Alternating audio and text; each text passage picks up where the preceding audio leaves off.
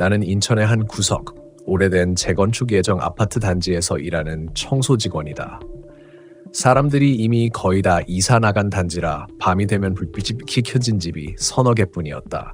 그 불빛마저 대부분 경비실과 공용등에서 새어나오는 거였다.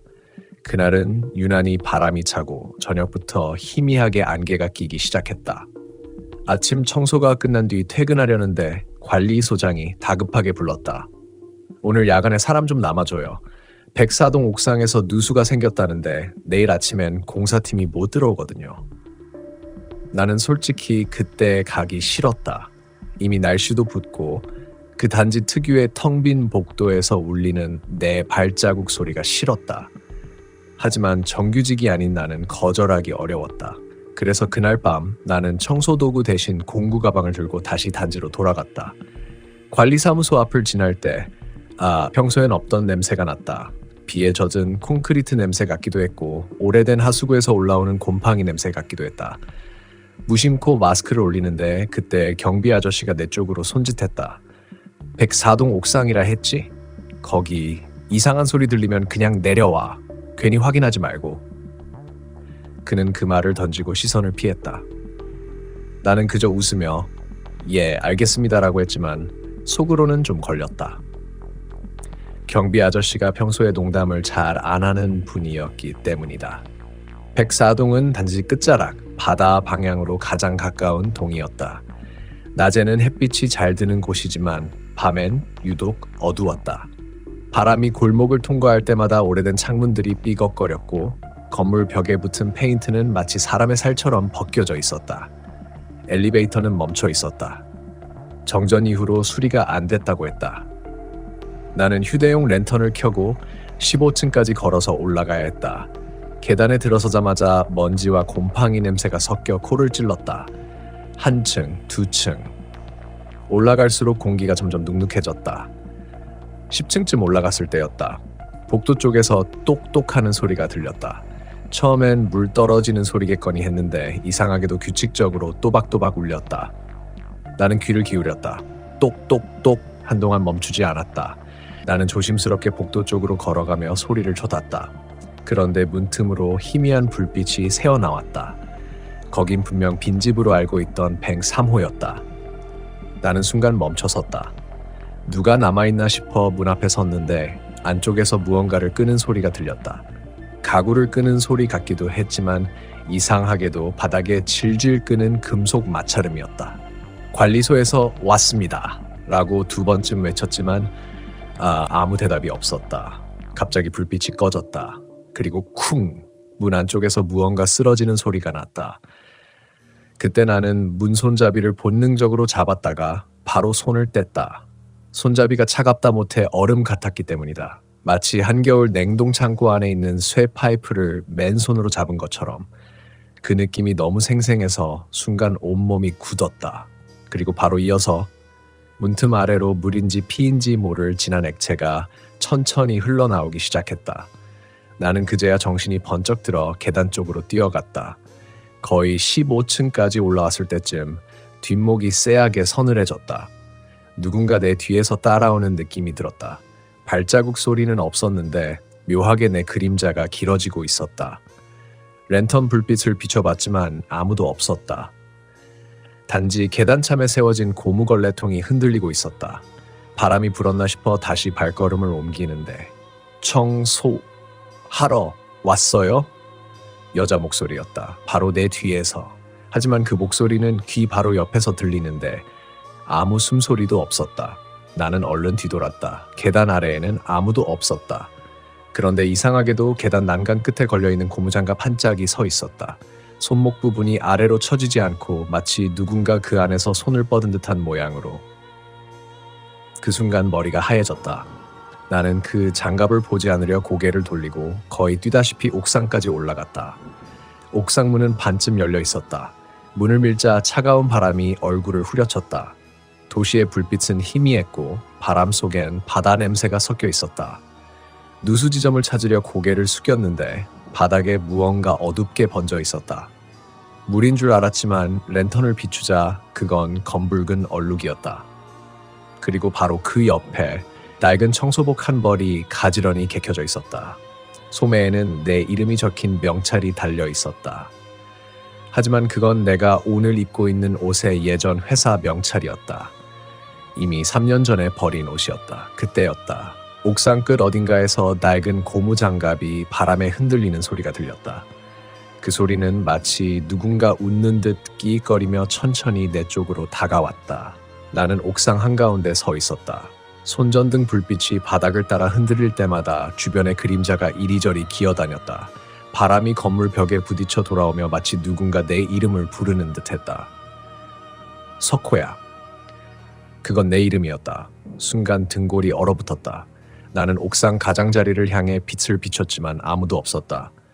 바람이 세게 불자 옥상 한쪽에 있던 플라스틱 대야가 굴러갔다. 쿵쿵. 콘크리트 바닥을 때리는 소리가 허공에서 울렸다. 심장이 빠르게 뛰었다. 나는 그 소리를 무시하려고 일부러 공사용 전등암 쪽으로 향했다. 누수 지점을 확인하고 빨리 내려가야겠다고 생각했다. 그런데 바닥의 얼룩, 그게 문제였다. 가까이 비춰보니 진짜 물이 아니었다. 점성이 있었고 바닥 틈새에 스며들어가며 어둡게 변색된 흔적들이 있었다. 무릎을 굽혀 냄새를 맡았다. 쇠냄새. 분명히 피 냄새였다. 나는 목이 타는 느낌에 침을 삼켰다.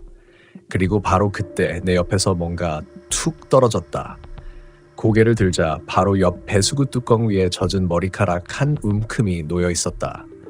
그건 바람에 날아온 게 아니었다. 한 가닥도 흩어지지 않고 고스란히 동그란 형태로 말려 있었다. 누군가 일부러 모아서 올려놓은 것처럼. 도망치고 싶었지만 내 다리가 말을 듣지 않았다. 이건 분명 누군가의 장난이라고 스스로를 설득했다.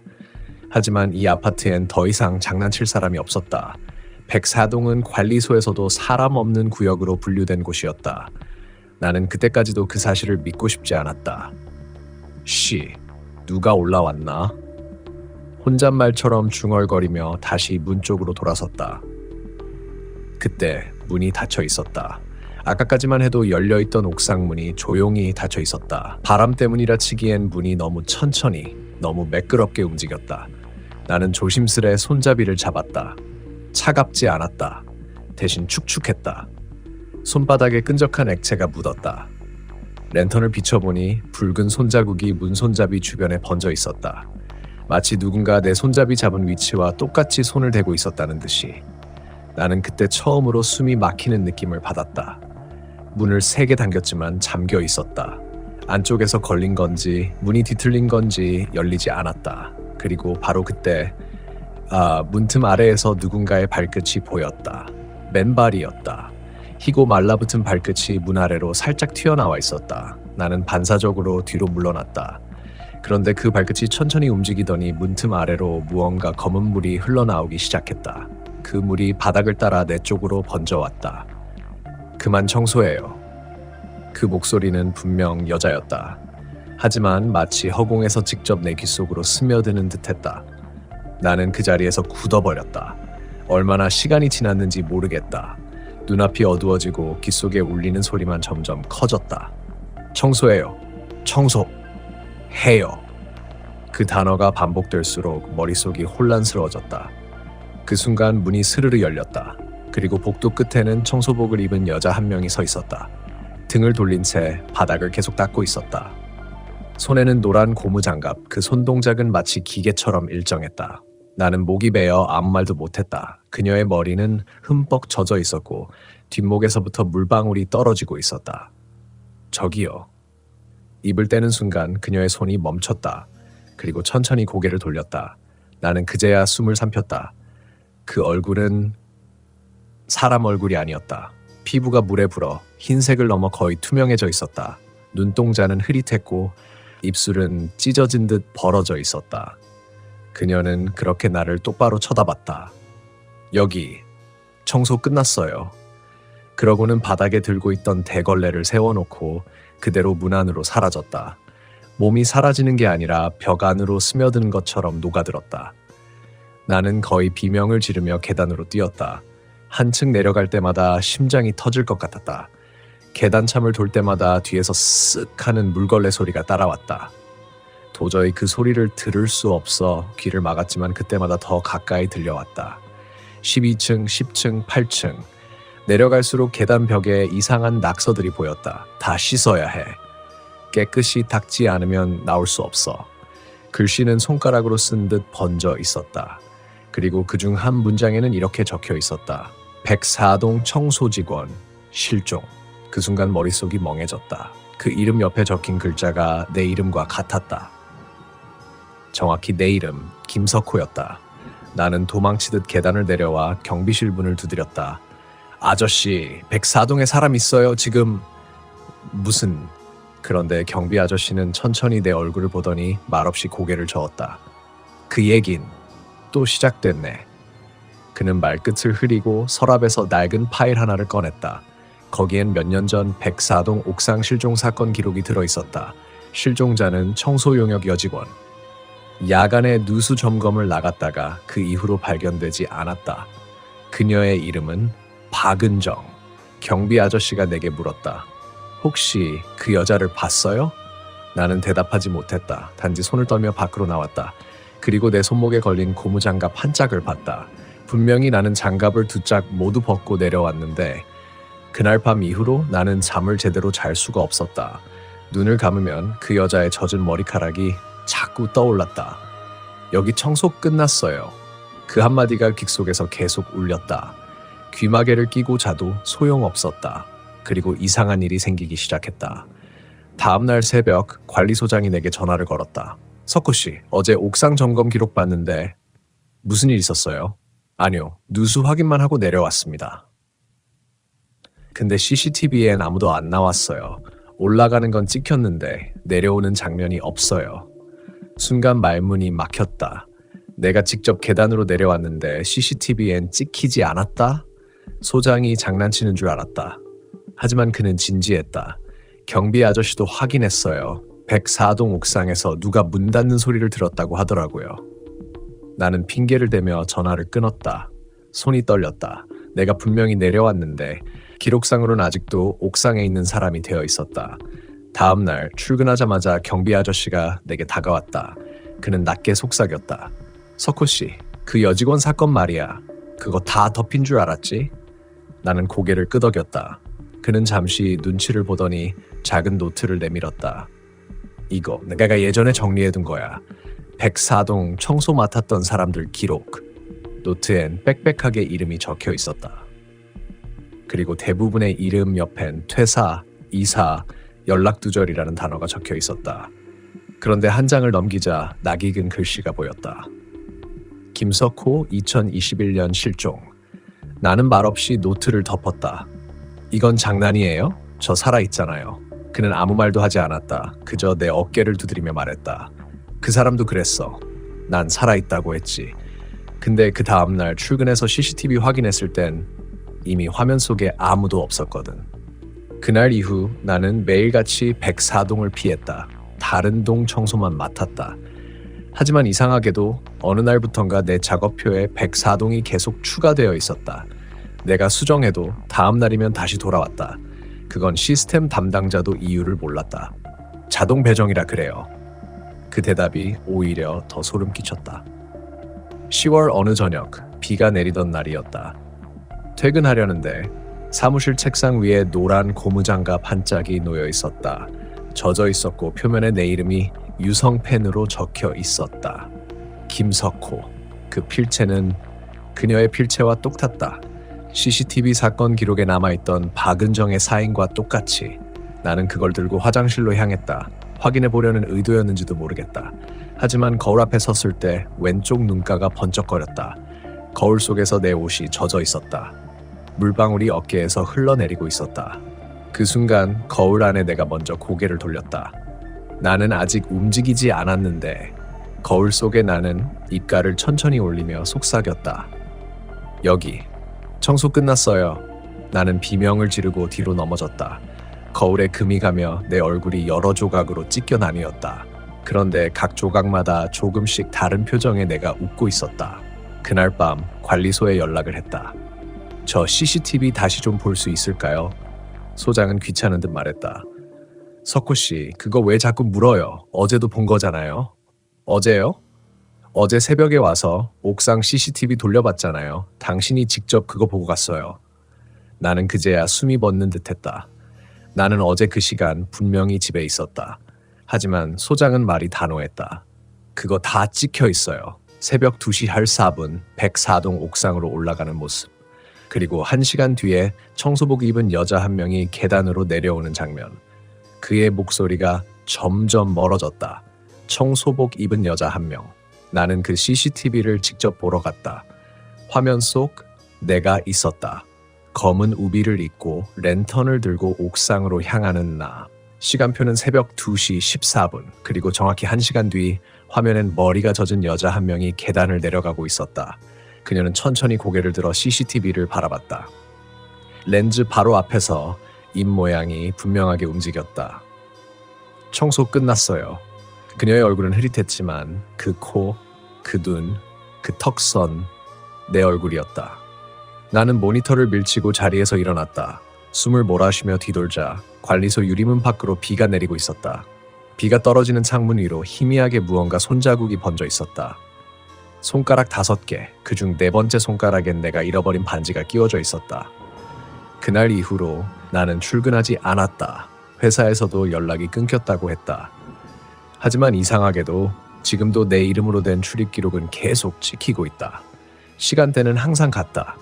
새벽 2시 14분 104동 옥상으로 올라가는 CCTV 기록. 그날 이후로 나는 청소 일을 그만두었다.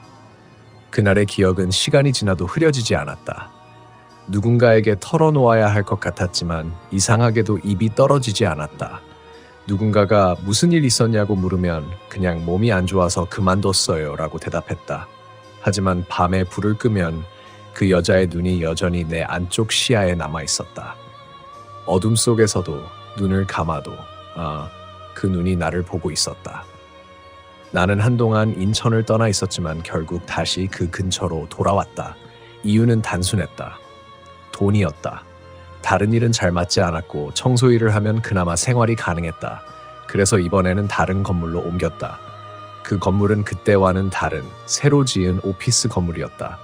관리실 사람도 경비 아저씨도 다들 친절했다. 요즘은 CCTV 많아서 안전해요. 걱정 마세요.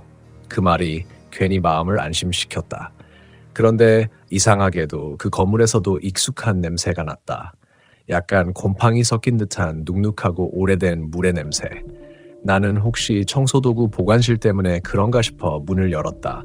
안쪽엔 걸레와 빗자루, 대걸레가 정리돼 있었고 바닥엔 물자국이 선명했다. 그런데 문을 닫으려는 순간 내 귀에 희미하게 들렸다. 저기요. 나는 몸이 굳었다. 그 목소리, 정확히 그날 들었던 그 여자의 목소리였다. 천천히 뒤를 돌아봤지만 아무도 없었다. 복도는 조용했고 오직 형광등이 약하게 깜빡이고 있었다.